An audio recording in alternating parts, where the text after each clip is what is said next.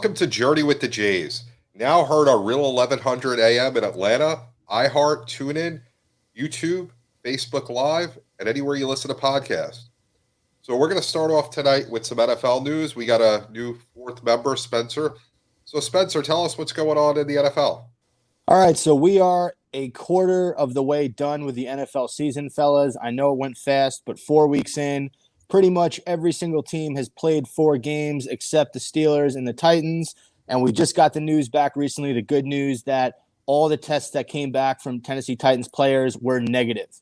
So hopefully they'll be back on the field next week. But I wanted to talk to you guys today about the best division in football. I think it's a tie between two divisions. I got the NFC West. You got the Seahawks at 4-0, the Rams at 3-1, the Cardinals 2-2, and the Niners 2-2. And then the other division that I think is tied as equally the best division in football, the AFC North. You have the 3-0 Steelers, the 3-1 Ravens, the 3-1 Browns, and the 1-2-1 Bengals, who have been in every single game this season. So, Jake, I guess I'll start with you. Do you agree with those two divisions being the best in football? Do you think it's a tie? Do you think one of those divisions is better than the other? Or did I leave out a division that I'm just not giving a lot of respect to right now? It's definitely the NFC East. Don't you know that? No, all jokes aside, I don't disagree. I mean, the NFC West, I want to start there. You have at least 2 teams that are 100% Super Bowl contenders because they have been in the last few seasons. The Seahawks and the 49ers. Those are teams 100%, no doubt. You have the Rams, who if they continue to play the way they're playing, they are seemingly returning to form the way they were a few years ago. I believe it was 2018 when they were in the Super Bowl. So they seem to be returning to form. So absolutely, they seem to be in the mix. And the Cardinals are not necessarily at that point yet. Obviously, they're young, and Kyler Murray is still, a very young quarterback. I'm not saying that they aren't yet, but we haven't seen that. But they're still a team to you don't want to mess with. They definitely scare me. If I saw them from my Giants, I'd say, forget it, we're going to lose guaranteed. And the only other division that I might try and argue that is up there, I do agree with your call on the NFC. The AFC. The only other division I might be able to put up there is the NFC South. Now I understand the Falcons are 0-4. However, with that said, I understand you can't discredit one team, but you have, in all these divisions except for the NFC West right now, you mentioned the AFC North. You have the Bengals that are good, particularly they're not so great. I mean, I agree they're in every game, but they're not great yet. In the NFC South, you have the Falcons, who, realistically could be at least 2-2. I mean, they've just choked away leads, which I hate to say, but that's the bottom line. Their offense is definitely, in my opinion, very scary. And then you look at the rest of the defense. You got Tom Brady and the Bucs at 3-1, and Tom Brady's always a threat no matter what. You got the Saints at 2-2, and Drew Brees is always going to be scary. And the Panthers are not. They're 2-2, and they're not some amazing team, but they're not bad. They are a competitive football team nonetheless. And I'm not saying that they're amazing and they're going to blow everybody out, but they're still a decent football team. So if I had to add one more, or to change one, that would be the only only division I would change. But I like your picks. I definitely do agree with them. Yeah, I got to disagree with you on the NFC South, though. I mean, here in Atlanta, we're now on Real 1100. Sorry that we're having such a rough time. The first 4 weeks, we've blown leads. The Falcons in 2 of the games that they should have won. The Bear game and the Cowboy game. You have to close out games like that. It's an ongoing issue in Atlanta. My opinion, it's the NFC West. Arizona has come into their own. They have a great offense, great receivers. Fitzgerald, who's older, but, great. They got Hopkins in the offseason. You got to love it. San Francisco, with the injury problems, is playing great ball. Seattle, they're just consistent like clockwork, every year. Them in Pittsburgh right now are the 2 most consistent teams every year doing what they do. And then you have the Rams, who are stepping back and doing what we thought they should be doing last year. Their offense is coming back, and their defense is starting to play better. The NFC South, the AFC North, you have the Ravens and, Steelers that are going back and forth, doing really well. The Browns, who are playing good football, and I'm impressed that they've stepped up because, They have a tendency not to do what they need to do. And the Bengals, like Spenser said, have been in every game. You know, they should have won the Eagles game. The first week of the year, they played tough. They kind of got beat pretty bad against the Browns, but division games are weird. You never know what's going to happen when you play a division game. You know each other so well. So I could go either way. John, what's your thoughts? Yeah, so a division you guys haven't mentioned is the AFC South. You got the Titans who went to the AFC Championship last year. The Colts, obviously, that defense is fantastic through all the injuries with rookies they have and whatnot. That team is really good, and we're going to find out a lot about the Browns that JB had just mentioned. This coming Sunday when the Browns and Colts play, the Red Hot Browns. No, we're not used to saying that, but Red Hot Browns right now. And then the Colts, who have been playing good ball and been putting up a lot of points, but Colts are scary with that defense. So the AFC South is pretty good. The Texans should be better now that Bill O'Brien is finally gone. The Jaguars are competitive in every game except the Dolphins game, which they didn't have DJ Chark. And their left tackle got thrown out from the referee, barely touching him, which shouldn't have happened. Whole nother story. But the Jags have been competitive basically every game. The Texans should be better, like I said, without Bill O'Brien. Colts are really good, even with a washed up Phillip Rivers. He's at this point, he's not the same guy. And then the Titans are just a class of that division. And a team that I had picked at the beginning of the year, my dark horse going to the Super Bowl in the AFC. So that's a division that's not really getting much love because the Texans are 0-4. But I mean, they got some teams that you don't want to play the Colts or the Titans right now if the playoffs started today. Yeah, I 100% agree with you on that. I love what the Colts have done in the offseason. That defense is the real deal. You bring up the Houston Texans. They just fired Bill O'Brien. We are doing a radio show in Atlanta. So I guess my question to you guys is will Dan Quinn be the next coach to go in the NFL? Yeah, if you ask me, I have to say, and I hate to say, to all our Falcons fans listening, I'm sorry to have to say it, but I'm starting to continue to, or rather say, I'm continuing to feel what I have felt in the past really 2 seasons now. Dan Quinn's time is coming to an end here, and he really has now outstayed his welcome. Dan Quinn was hired because he was a defensive coordinator. That's where he was, that's where he got his job, because he was defensive coordinator. Falcons like that, they hired him. The offense is not a problem. Granted that, and the point of that is that's not his area. The offense is great. Offense really has been wonderful. The defense is the issue. And the problem is when your head coach's main job, where he got his job, his real meat and potatoes was the defense, and his defense is now underperforming and has given up multiple, huge leads dating back to the Super Bowl. They've had that one. They've had in, 2 this season. It's just becoming a mess. He could coach them to a Super Bowl, but if that defense doesn't get fixed, I don't care, because that's what he's supposed to specialize in. And if he can't take care of that, to me, that's a really big red flag. Yeah, I mean, Dan Quinn is on borrowed time. He got lucky last year. They started playing really well in the second half, but too little, too late. They came out this year flat, like we just went over, blowing the games. 2 out of the 4 games really badly.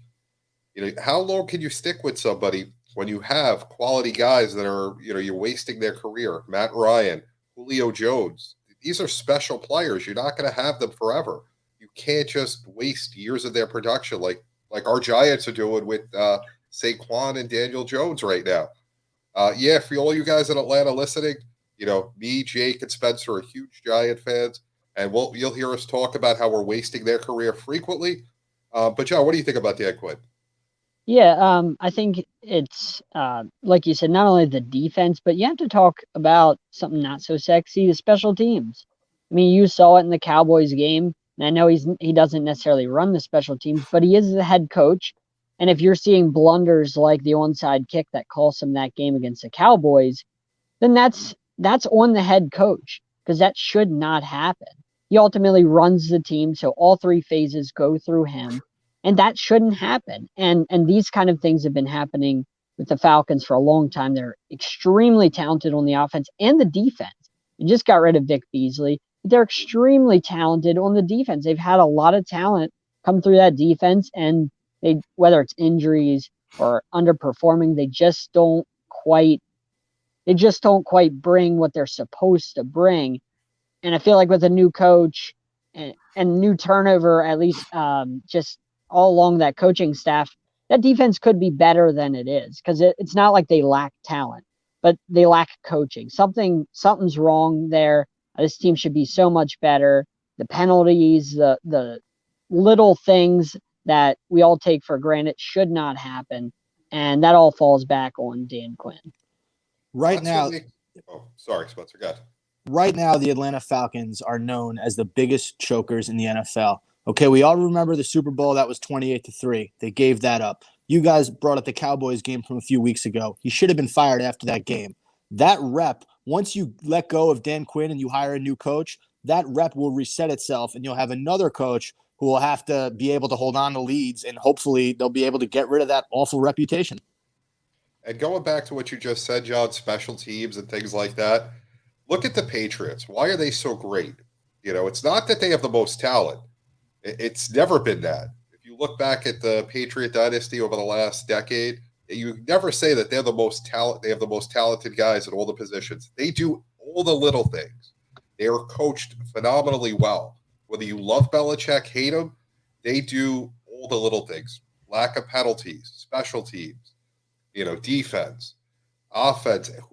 Try playing a running back for New England on FanDuel or DraftKings on a Sunday. Do you know who to pick? Is it Burkhead? Is it Michelle? How do you know? Nobody has a clue, because everyone does their job, and that's all they do. So that's why they're good. The Falcons, you have guys that they don't do the little things. They take bad penalties. Special teams, they don't know the rules. And if they know the rules, what were they doing? Because they just watched the ball sit there. And that's what cost them the Cowboy game. So, it's hard to say what's happening. And, we'll see what happens if Quinn stays on. But the worst thing that happened to them was they had a really good end of the season last year, which gave them another opportunity. Yeah, no, I agree. You make some great points. And I loved what John had to say about, the special teams, because it's not something you think about a lot, but it's a fantastic point, because it's a little thing, yes, but that's still a coach's job. And that's really what this comes down to. He's not doing his job, not just on defense, because obviously we said how they're not taking care of business. They're just not taking care of business as a team right now, and that reflects poorly on the coach. No, without a doubt, it's a horrible situation the way it's gone, and I don't see this team improving with all the talent they have. That they should not be having these issues. Their division, even though it's a really good division, you have Tampa, which stepped up and got Brady. Breeze, who is you could say he's not having his best year. New Orleans is struggling. They had a chance to come out and fight for this division, and they're nowhere to be found. They're lost. So I don't see how they go on with this experiment at this point. Is Dan Quinn the next head coach in the NFL to get fired, or do you guys think that Matt Patricia or Adam Gase will beat him to the punch? The Jets are pretty steady at sticking with a bad situation, so I don't see Gase going anywhere. The Jets are a dumpster fire. Who was the other person you mentioned? Matt Patricia, the coach of Detroit, who is under fire for his comments recently about how he's done great work since he's joined the franchise. Meanwhile, Jim Caldwell, I think, made the playoffs. I don't want to make up the number, but he had a winning season a lot of the times he coached that team, and once they got rid of him, they got worse with Patricia. So he's got to be on the hot seat at this point. I would think him or Dan Quinn will be the next coach to go. I'm just not sure which one. See, my only reason for Dan Quinn is he's had way too many meltdowns that it's seasons ago now. It's all the way back in 2018. We're talking about the Super Bowl meltdown.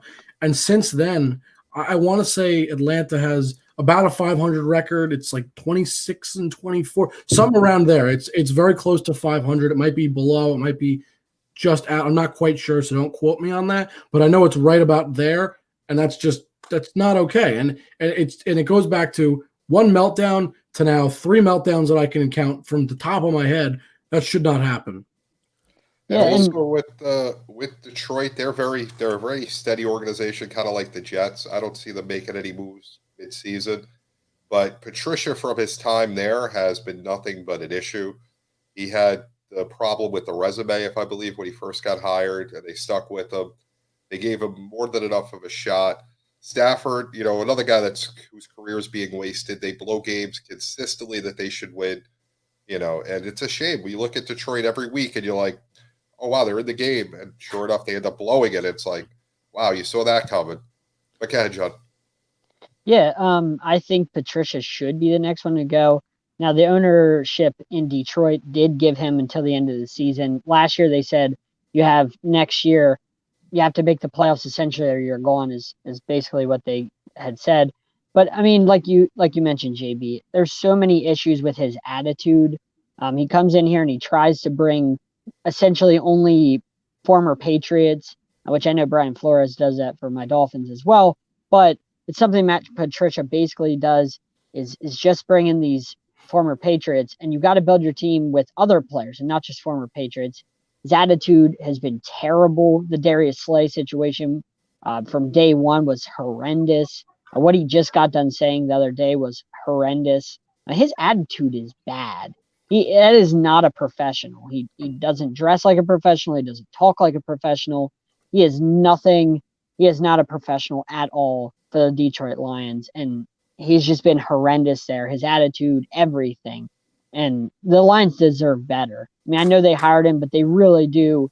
That fan base and players like Stafford deserve better than what Matt Patricia's put out there. Without a doubt. All right, let's switch it up to some basketball. JB, what do you have for us tonight? So unfortunately, we got John in his Heat jersey, who tonight we got the game starting in a few moments as it's Tuesday night right now for everyone listening on Thursday or throughout the week.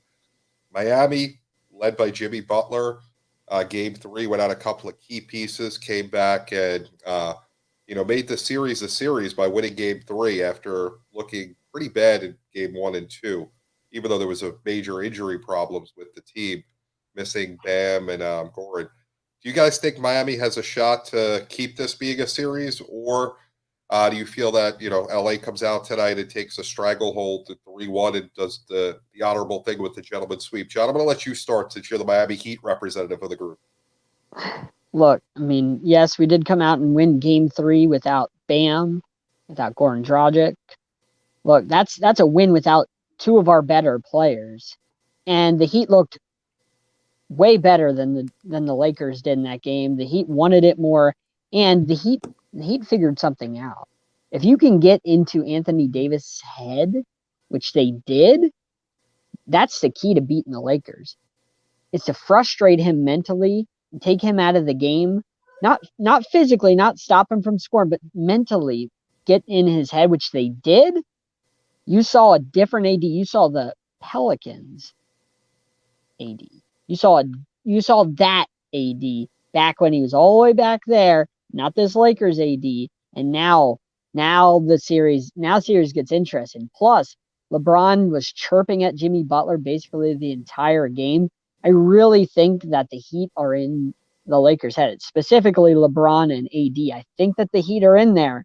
And if the Heat get the game tonight, which obviously this will air on Thursday, so that'll be, you'll know the result by then. But just speaking here on Tuesday night, if the Heat get this game after being down 2-0 and you get Bam back, boy, the Lakers, they'll be in full meltdown mode, just like the Celtics were when they're yelling at each other. Because if you're the Lakers, you have to think that this thing is getting away from you and fast if you lose tonight.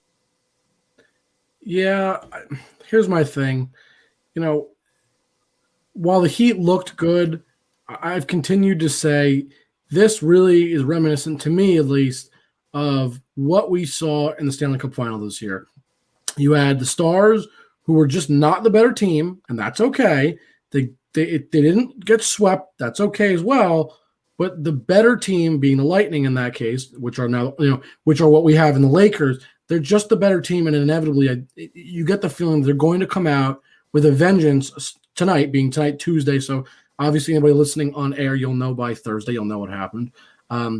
But you just get the feeling with the Lakers that they understand, okay, we just got outplayed. We need to step up our game big time and figure this out. And we saw this in, I believe it was the last series.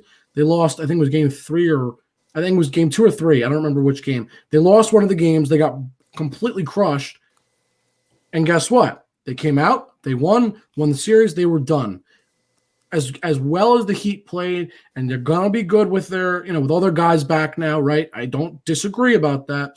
The Lakers are gonna have even more energy. They're gonna be angry, and anger is one of the biggest motivators in all of sports. And for me, that is what makes me think that the Lakers are gonna come out tonight.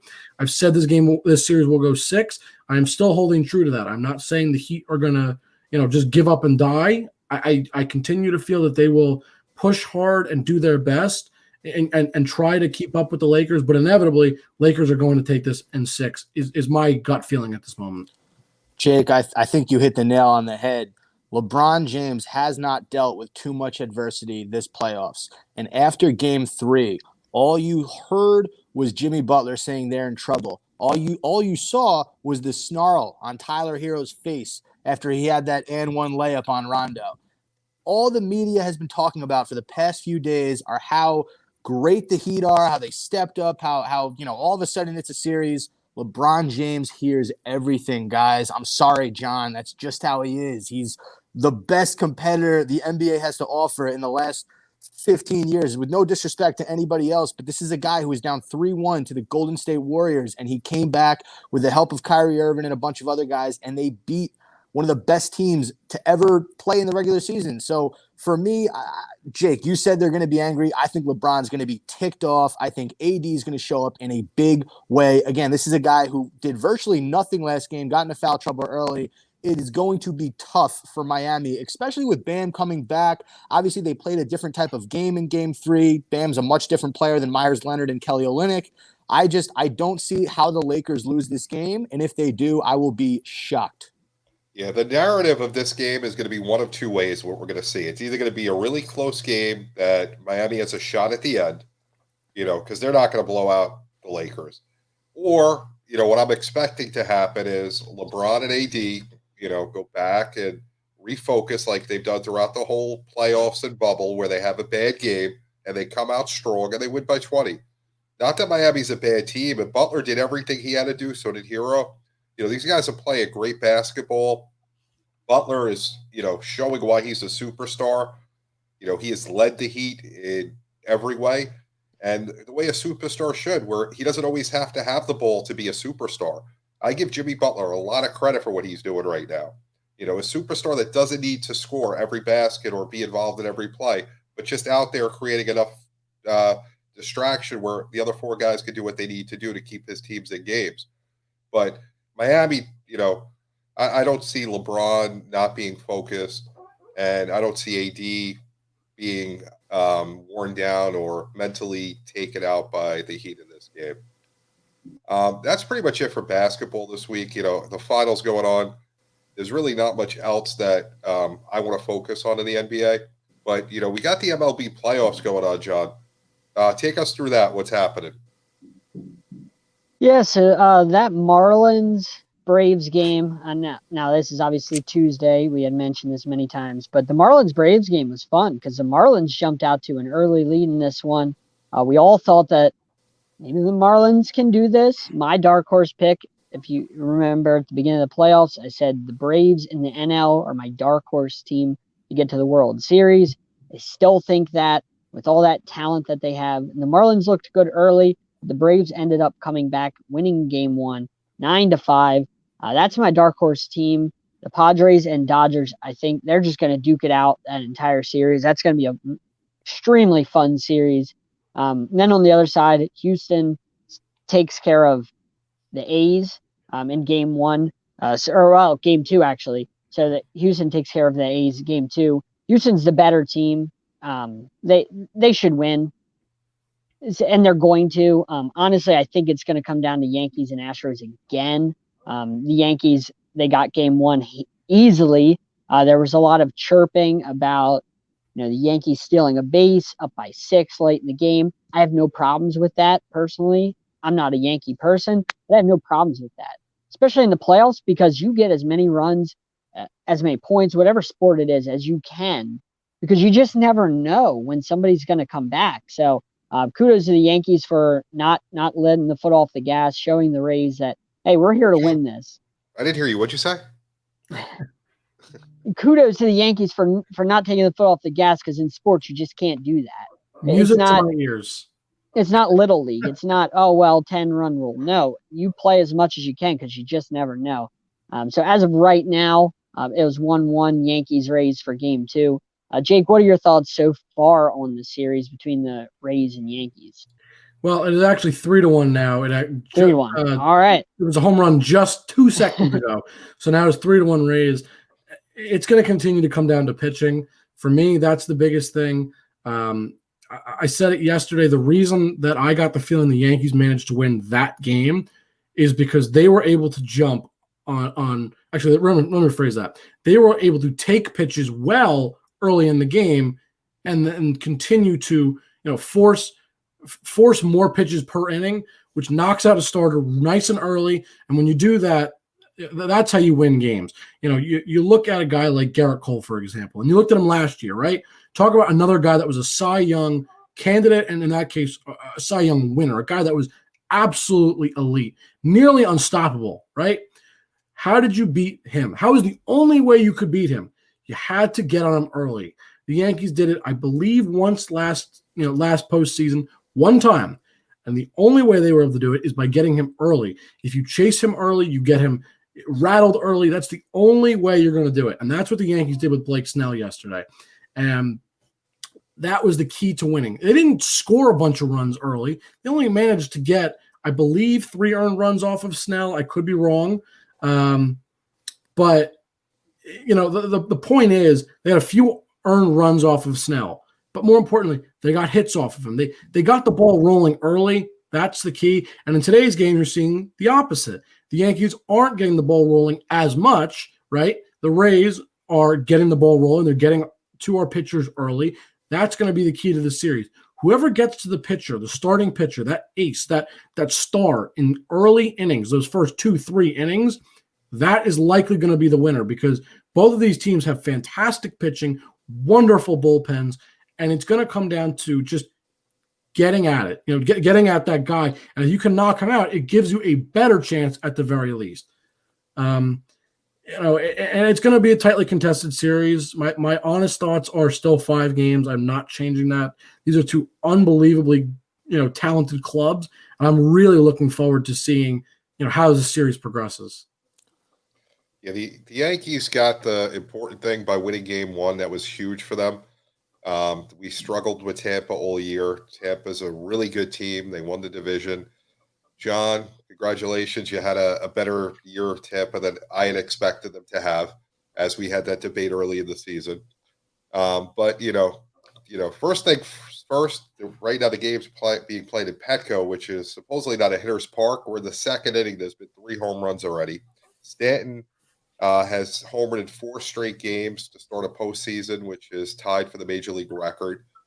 And the Yanks are down 3-1, which the way these 2 teams hit really isn't a major lead. Anything can happen. Last night, how many runs did the Yankees score? 9. It's going to be interesting to see how they respond down. I mean, they started somebody, then they brought in Hap, so that they went with an opener tonight. I don't know what the strategy is with that. But I think the Yankees take this in 4. That's my honest opinion. But it's going to be fun to watch. Spencer? Yeah, quick notes on game 1. Whenever Garrett Cole pitches, I feel good about the Yankees' chances. The guy is one of the most dominating aces in the league.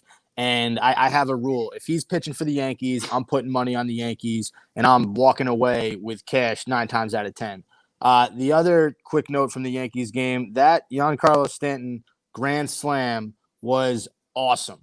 I mean, the game was not over until he hit that ball, and then it was see you later, Tampa Bay. We'll play tomorrow, and we'll see who's better. Right now, obviously Tampa Bay has been, but that game 1, man, Cole, the home runs the Yankees hit, Higiyosha stepped up, and he was phenomenal catching for Cole, and actually he got a few hits yesterday.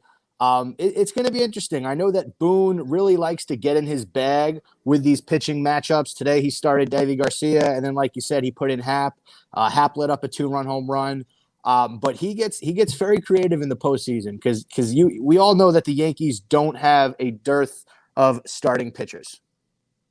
So I want to just throw a little breaking news out there. The Seattle Storm in the WNBA just won the championship. So congrats to them on sweeping the Aces. So congratulations, Seattle Storm, the WNBA winning your championship, 4th title in franchise history. So congrats to them.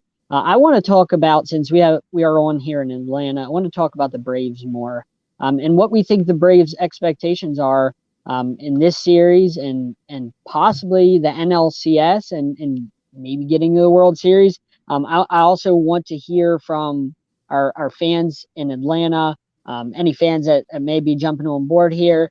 I want to hear from you, whether it's on our social media, reach out to us, send us an email. We'd love to hear from you. But first of all, like I said, I want to talk about the Braves, our expectations for this series, and then can they beat the Padres or Dodgers if they get by the Marlins? I guess, Jake, you're shaking your head. What do you think about these Braves? We'll kind of go around the horn, JB, Spencer, and me.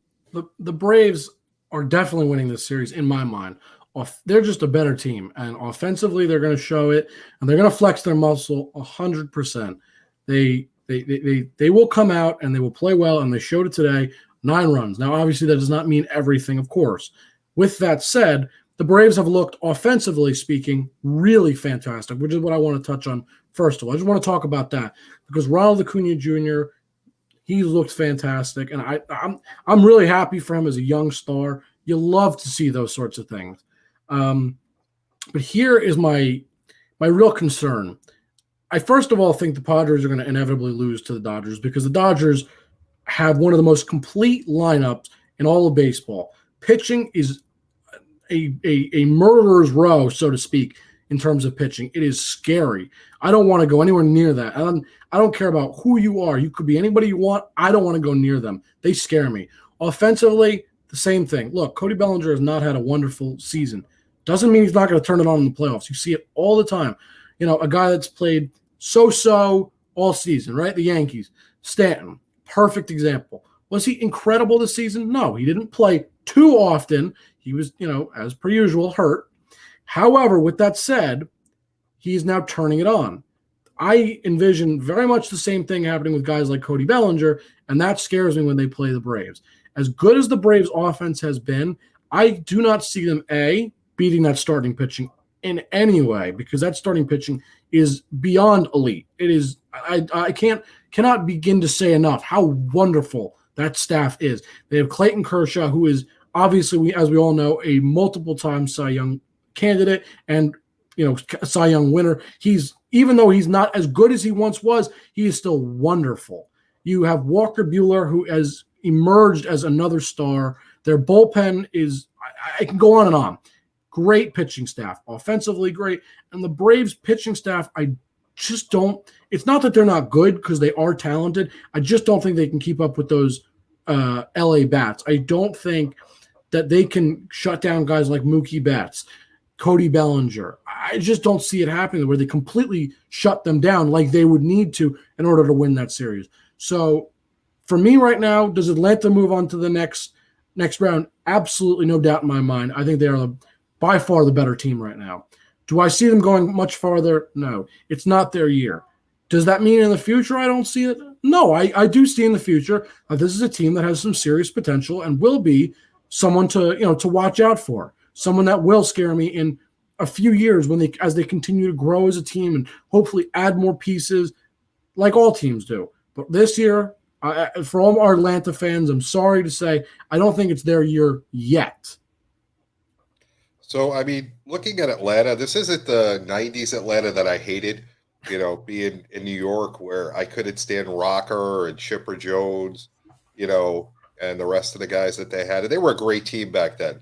This team's exciting. You got Ronald Acuna Jr., Freddie Freeman, Ozuna, Albie, Swanson, Markakis. They're a fun team to watch. I love this team. I can't say that their bats will keep them out of games. They can hit. The question is the pitching. After you get past Fried, do they have enough pitching to keep up with a team like LA? That's where I'm a little concerned. They're a fun team. They can put up runs with anybody out there. Yes, they're not superstar powered like the Dodgers with Betts and Bellinger, but these guys are really good. I don't see any reason why they shouldn't be able to beat the Marlins.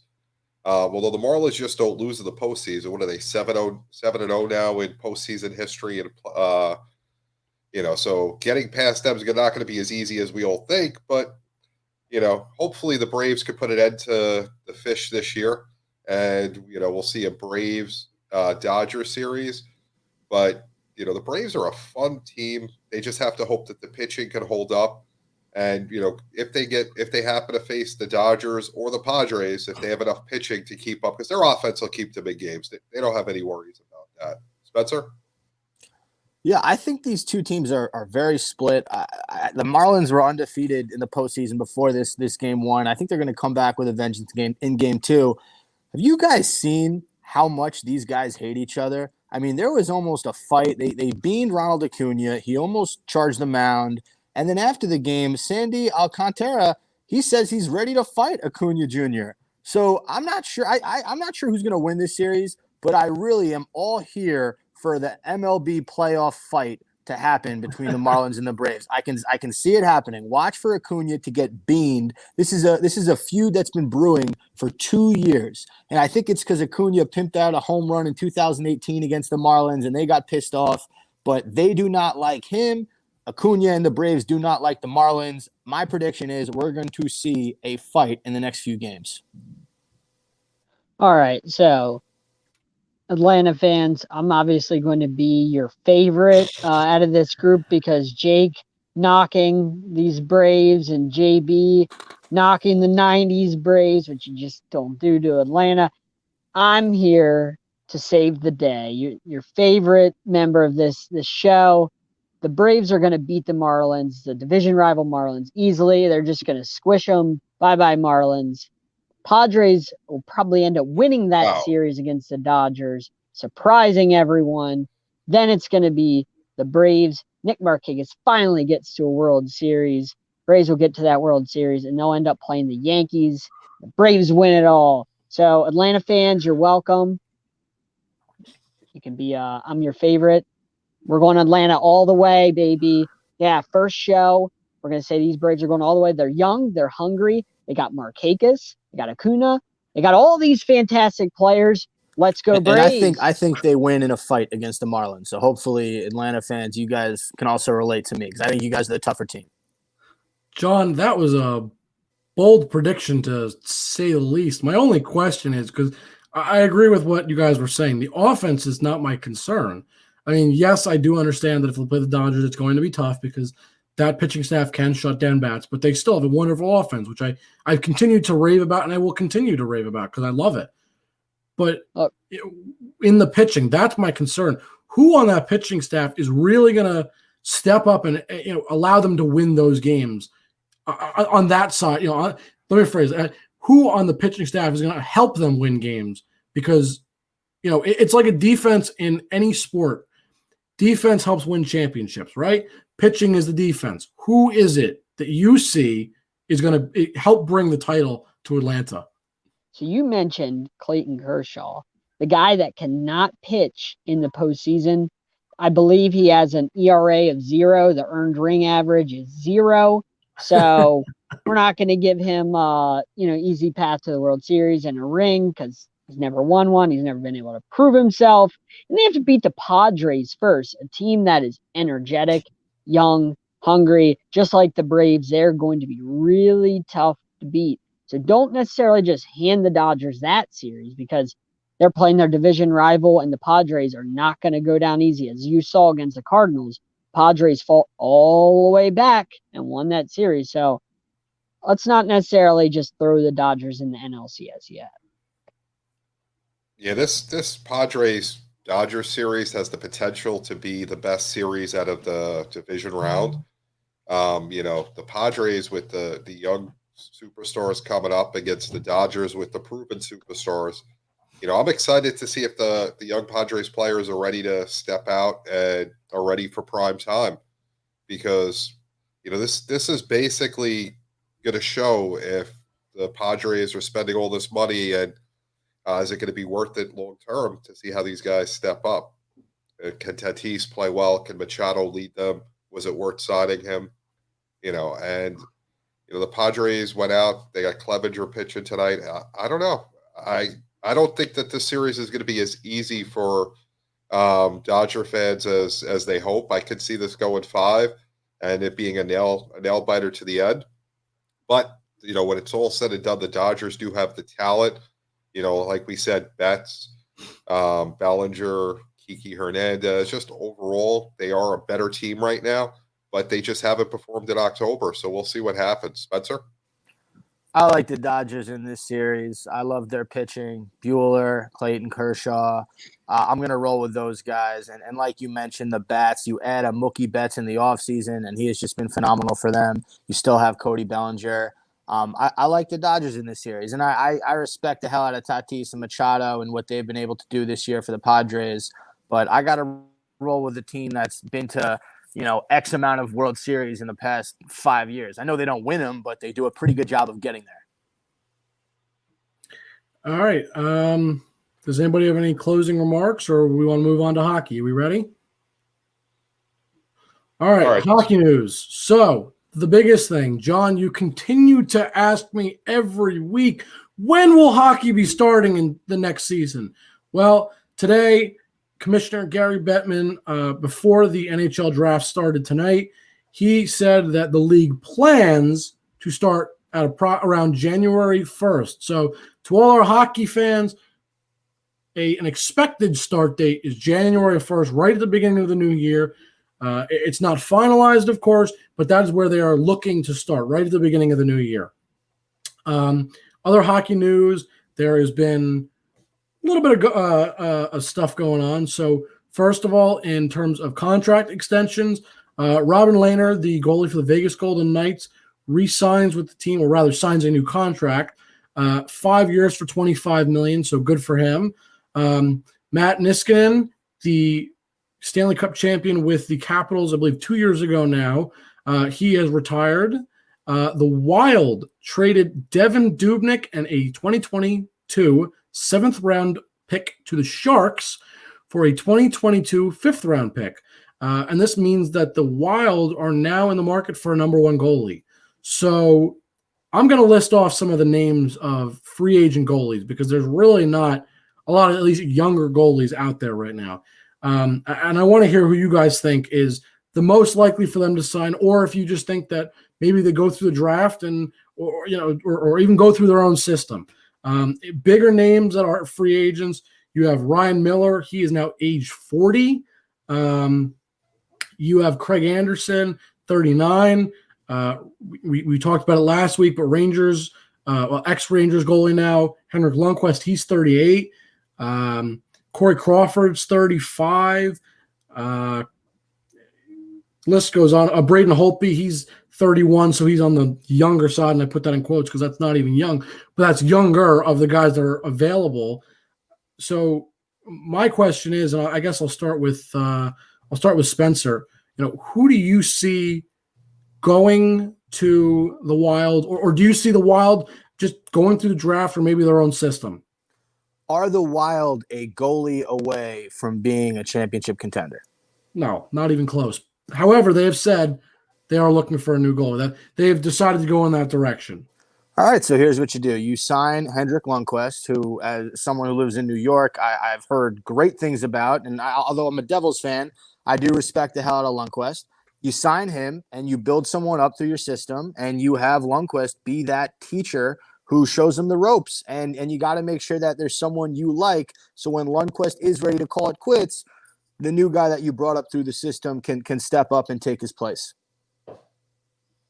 That's a great point. There's something to be said about veteran leadership, and it's not about winning now. It's about building for that next level. Minnesota's not there yet. They don't have enough talent. They're aging all throughout their roster. But if you could get a guy like Lundqvist to teach your younger goalies and what it's like to win, I think that's a no-brainer. Him or Corey Crawford would be the two on the top of my list that fit that mold. John? Yeah, I'm curious about Marc-Andre Fleury. You said Leonard went to the Vegas Golden Knights, so I'm curious what happens with Fleury after the issues that they had during the playoffs, during a playoff series they had with him and his agent, they had with the team, his agent letting out a tweet and then trying to delete that tweet. It was a mess. And I really think that, as I said during the playoffs, I said this is the end of Fleury with the Vegas Golden Knights. I still think he has a lot in the tank. I don't think he's done. I think he can provide veteran leadership and some good goaltending to a team. I'm not sure where. I still think that he has some left in the tank. And I think Holtby goes to, like I said, Seattle. I said that a couple weeks ago. I think that they end up picking up Holtby. I think that would be a good veteran presence with a guy that's won a championship to start out that new franchise. Yeah, I like the Holtby to Seattle. I don't disagree with that. He's too young for me, ironically, to go to Minnesota, because I completely agree with what you guys just said in the fact that they're going to just take a younger guy in their system. Hopefully they see something, or maybe they're going to go get something in the draft. I'm sure they have that plan in mind. And you take a veteran leader who maybe can start for now and help mentor the younger kid. So for me, if I had to choose anybody, as much as it's going to hurt me to say, I actually think Henrik Lundqvist. He actually let out a tweet, I believe it was today or yesterday, that basically said he still has some fight left in him, and he wants to continue to play. And if you're the Minnesota Wild, what this says to me is, okay, we can get Lundqvist, we can get him on a cheaper deal, right? And we can sign him to the team, have him for, let's say, 2-3 years, at a low rate, like I said. He can mentor our next guy, and eventually he'll say, okay, I'm ready to retire. He's out the door. You don't have to buy him out. You don't have to do anything. You're done with him. You clean your hands of him. He's finished, right? You get your new goalie in, just like the Rangers just did with Igor Shesterkin, right? You had a new guy you trusted. You had Lundqvist obviously help mentor him at least a little bit. You bring him in, you're done. So for me, it's painful to say as a Rangers fan. It does hurt. But for me, I think that's where Minnesota goes. As much as I like Holtby, and I think that would make some sense, my biggest issue is this, and I'll leave us with this, and then we can go on to, I think JB wants to do some college football. I'll leave with this. Holtby he's in that awkward position where he's not young enough to start, to start the rebuild and get the franchise into a playoff spot again.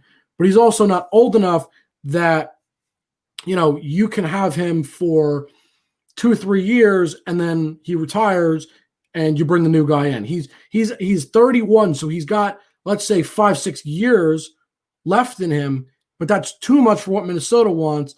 And then 3 or 4 would just be, or even 2 or 3 would just be an awkward position for them. So that's the only problem with him going there. And then Marc-Andre Fleury, we're not sure what's going to happen yet. There's a lot of question marks. I don't see him going to Seattle, though, only because he's 35. He's a little too old for them, I think. I think Seattle wants to go a little bit younger now, kind of like what Vegas did, get a guy that's in his early 30s at the latest probably. So that's for me. That's where I think that's going to go. Fleury, I have no idea what's going to happen with him. It depends on what he wants to do, if he wants to keep playing. If not, that we will see in the coming weeks. So, JB, I'm going to toss it to you for a little college football. So, fans in Atlanta, question for you. Are we in on Georgia? Is this the year that they have a shot to win the football championship? They got a tough game this week against Tennessee, who's coming up. They're ranked 14th. And in the Atlanta area, are we big Georgia fans? I think, Georgia does take care of business. I'm curious to see how the season progresses, but I'm curious everyone out there if they're big Georgia fans. What do you guys think about this game, Georgia against Tennessee? Spenser? I like Georgia to dominate Tennessee in this game. I think that they're just going to blow the hinges off them. That's my take. Yeah, I never count out Georgia. They've been a good team for the past few years. And for me, I think they continue to have a shot at the title. I understand that there have been a lot of good teams like Clemson and Alabama. They're always going to be in the top, and that's okay. That's to be expected. You're going to see that in most sports, kind of like the Patriots, right? The Patriots don't win every year. It's just because they were the top of the cream of the crop didn't mean they won every season. they got eliminated. It happened. So for me, I still have my faith in Georgia. I like them as a team. I've liked them for the past 2, 3, 4 seasons. I'm going to continue to say they have as good a shot as anybody at winning a title this year. John? All right. So I gained your hearts with the Atlanta Braves. Now you're going to spew your hate at me. I'm a Gators fan through and through. I know fans here in Atlanta. I love you. Probably just lost your trust right there. I'm a Gators fan through and through. However, I'd pull for the Georgia Bulldogs over Alabama. I think we both hate Alabama equally the same. So at least we agree there. I think Georgia wins this game though. Georgia's one of the best teams in the nation, and they're going to be hard to beat this year. And I think that they're going to be tough to beat. I think Florida is going to give them a run for their money in the SEC, but Georgia's really tough, and I think they win this game. So SEC is going to be fun this year. I mean, college football is a little different this year, but it's going to be a lot of fun, watching college football this year. It's going to be a crazy year, even more than normal. Well, talk about crazy. Clemson playing Miami, 1-7, and they're 14.5-point favorites. Is Miami going to be good enough to make this a game as the 7th-ranked team in the land against a Clemson team that just does it every year lately? I hate to say for any Miami fans, but no. Clemson and Trevor Lawrence continue to be one of the best teams, if not the best team every season. They are fantastic. He's, as usual, firing on all cylinders, doing what he does best. It's why he's, looked at as possibly most likely the number 1 pick in the draft. I'm not taking anything from Miami because I do think they're a talented team, of course. They're ranked number 7. There's a reason for that. But Trevor Lawrence and that Clemson offense especially, I just don't see it happening. Personally, for me, I don't see a way that Miami can really keep up with them. What do you think, John? Yeah, I totally agree. Clemson's just year in and year out with Dabo. Clemson is just they're hard to beat, and I know Miami looks good this year, but I just don't see anybody slowing down Clemson until it becomes potentially Alabama and Clemson again, like it always is. I hope it's something different because I like to see a little bit of parity. But Clemson's just in the ACC; they're just not going to be beaten in the ACC. Not this year, not for years to come. Dabo is really good, and he's proven that. So give me Clemson. When I worked for a tailgate company, the only tailgates that we really ever held were for the Miami Hurricanes. And I was in that stadium, and I remember watching Miami. I forgot, it was a huge game about 3 or 4 years ago. They were going up against whoever. It might have been Notre Dame, actually. It was the Convicts versus Catholics game, and I believe that they won. And you know what? I'm going to roll with Miami for this one. I don't think that they win the game. I think they cover the 14 points. But I think that they make Clemson a little uncomfortable. I think that Cameron Harris will have a big day on the ground for Miami. And I like them to cover in a close game, but I think Clemson will win by maybe 10 points in this one. Okay, so the last thing before we start wrapping up for our fans in Atlanta, this goes out specifically for you guys. You're 0-4 with the Falcons. A lot of guys last year were talking about tanking for Tua.